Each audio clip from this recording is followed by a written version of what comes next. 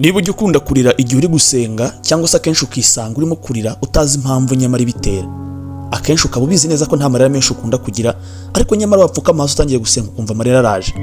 Tugiye kureba impamvu ibyihishe inyuma ndetse n'ikibitera.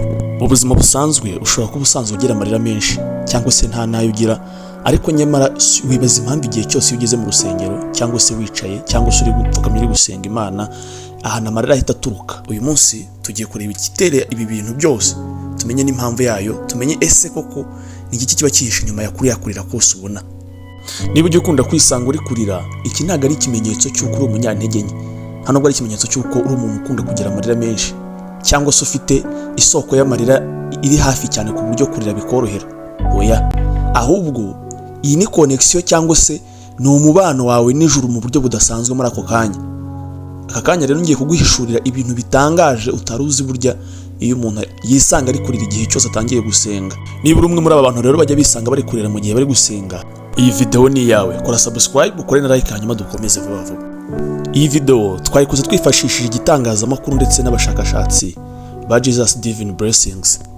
Burya ngo ikintu cya mbere impamvu ngo nuko ubasha gukurura umubano mwiza ufitanye n'Imana ako kanya, ndetse kikaba ikimenyetso cy'uko ako kanya ugeze imbere y'Imana ucyumva umubano wawe ufitanye nayo, n'ukuntu ako kanya muri inshuti cyangwa se n'ukuntu mwegeranye cyane, uhita wumva umutima wawe umenetse, hanyuma muko kumeneka kwawe k'umutima umwuka wera nawe ugahita ugusanga. Muri Zaburi ibice 34 umurongo wa 19 handitseho yuko Uwiteka aba hafi y'abafite imitima imenetse kandi akiza abafite imitima ishenjaguwe. Kurira ni kimwe mu kimenyetso cyerekana yuko umutima wawe ushenjaguritse ndetse ubabaye cyane ndetse umenekeye imbere y'Imana. Icyo gihe nabwo iyo umenetse rero nk'uko tubibonye muri Bibiliya, Imana nayo iraza akagusanga kandi ikaba hafi yawe. Kurira kandi mu gihe uri gusenga bigaragaza ko umwuka wera wamaze kumanuka ndetse wivanze mu masengesho yawe. Mu Baroma kuri page ya 826 hatwibutsa yuko tutazi ibyo tuba turimo turasengera, icyakora cy'umwuka wera uza ukadusabira. Reka twumve ukuntu havuga. Mu Baroma ibice 8 kuva ku murongo 23 kugeza ku 27 hatubwira gutya: uko niko umwuka adufasha mu ntege nke zacu, kuko tutazi uko dukwiriye gusenga, ariko umwuka ubwe niwo dusabira n'ihimini hitavugwa. Kandi irondora imitima izi by'umwuka atekereza, kuko umwuka asabira bera nk'uko Imana ishaka. Bitwereka yuko aha ngaha twe tudasaba nk'uko Imana ibishaka, twe dusaba nyine nk'abana b'abantu. Ariko uyu muntu ukunda kurira igihe arimo gusenga, byerekana yuko umwuka wera wamaze kumumanukira, bityo bikanamufasha kuba yasaba ibintu bifite umumaro, ariko ari umwuka wera bimusabiye nyine. Akenshi hari igihe umuntu agera imbere y'Imana ntagire ikintu abasha kuvuga, icyo akora cyo akarira. Ariko ndagiye nkubwire ko niba urimo kurira, ayo marira yawe ntago ari ay'ubusa, kubera yuko umwuka wera nubwo utabasha kuvuga, ariko kubera ko umwuka wera yamaze kukumanukira, aba ari muri wowe ndetse abazi icyo ari kugusabira imbere y'Imana. Imana yaduhaye umwuka wera nk'umufasha, ari nayo mpamvu igihe cyose tubuze ikintu tuvugira imbere y'Imana cyangwa se amarira akatuganza, umwuka wera bahagije kugira ngo wenyine ubwe dusabire imbere y'Imana. Ikintu cya gatatu nuko muri ayo marira yawe haba harimo gukira wowe nyamara utabasha kubonesha amaso. Abantu twese muri rusange tugendana ibisebe cyangwa se ibikomere dufite mu mitima yacu tutabasha kuvuga. Abandi tukagendana ubwoba ndetse no gutenguha tutabasha kuvuga cyangwa se tutigeze tubasha kuvuga n'iminwa yacu. Icyo kora iyo ubashije kurira aba ari nko gusohora kwigenga cyangwa se gusohora ibyari bikuremereye, ahubwo ukakira kumva uguwe neza. Akenshi abantu barira cyangwa se abantu barira bakunda kurira cyane, nubaganiriza uzumva yuko ubwabo iyo babashije kurira bumva baruhutse, nyuma yaho bakumva nyine hari imitwaro bameze nk'aho batuye. Mu kurira rero harimo kumva uguwe neza nyuma yaho ndetse no kumva unezerewe. Ibi ngibi bikaba ikimenyetso cy'uko umwuka wera yamaze kugusabira ndetse hari ibisubizo byamaze kumanuka, ariko wowe mu buryo utari wamenya cyangwa se mu buryo utazi, kuko biba bije mu buryo twakita nk'ubw'umwuka. Ubwo rero ayo marira urira igihe cyose uri gusenga, menya yuko ari ibitonyanga bya mbere by'ubwisanzure cyangwa se kwishyira ukwizana imbere y'ibibazo.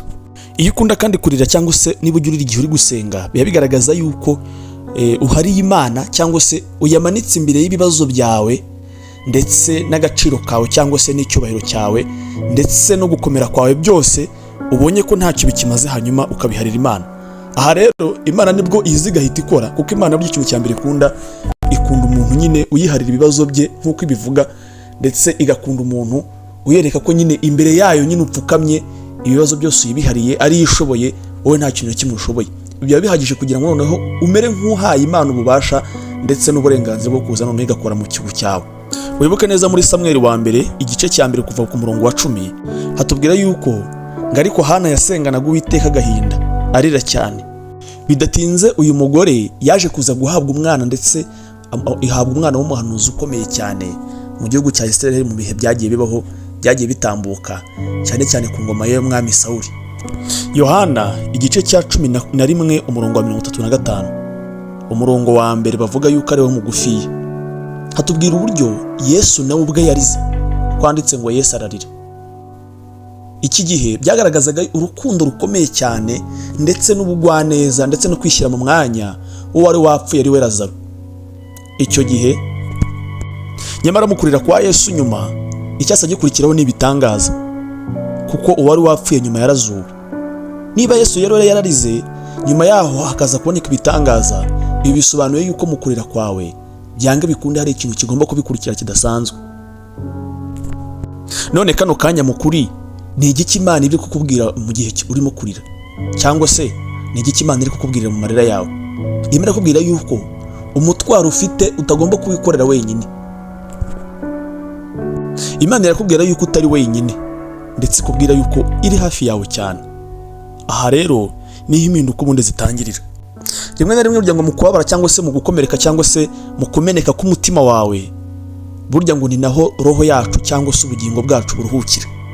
Burya kandi ngo ugomba kumenya ko amarira menshi yacu turira kiba ari nk'ikiraro kiduhuza, kituvana mu buribwe kitujyana mu mahoro.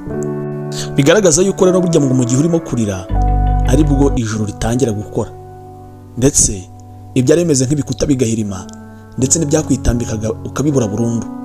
Mu kurira harimo imbaraga zidasanzwe, noneho mu kurira usenga byerekana yuko wiciye bugufi cyane mu buryo budasanzwe, aricyo kintu cya mbere gikingurira Imana imiryango kugira ngo itangire gukora mu buzima bwawe.